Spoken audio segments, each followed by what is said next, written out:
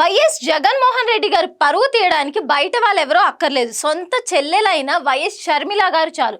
ఇలా ఎందుకు అంటున్నానంటే రీసెంట్గా షర్మిల గారు పెట్టిన ప్రెస్ మీట్లో వైఎస్ జగన్ గారు మాట్లాడిన కొన్ని మాటల మీద ఈవిడ కామెంట్ చేయడం జరిగింది.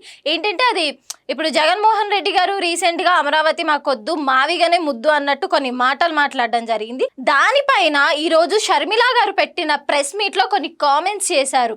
ఏమిటంటే మావిగనని ఇప్పుడు మీకు ఎందుకు గుర్తొచ్చింది? గత 5 ఏళ్ళు మీరు ఏం చేశారు? అప్పుడు ఎందుకు ఒక రాజధానిని కూడా కట్టించలేదు?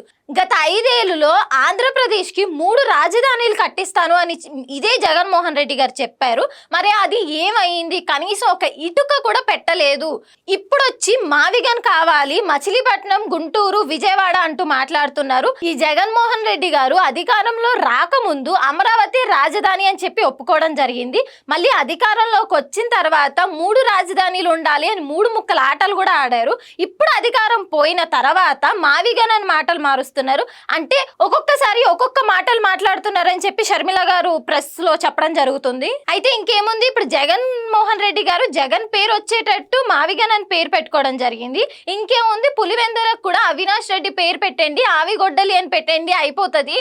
దీనికేమో మీ పేరు, ఆయనకేమో మీ తమ్ముడు పేరు పెట్టేసుకోండి, ఇంకా రాష్ట్రంలో ఎవరు పేర్లు పెట్టాల్సిన అవసరం లేదు అన్నట్టు ఇప్పుడు కామెంట్స్ కూడా చేశారు.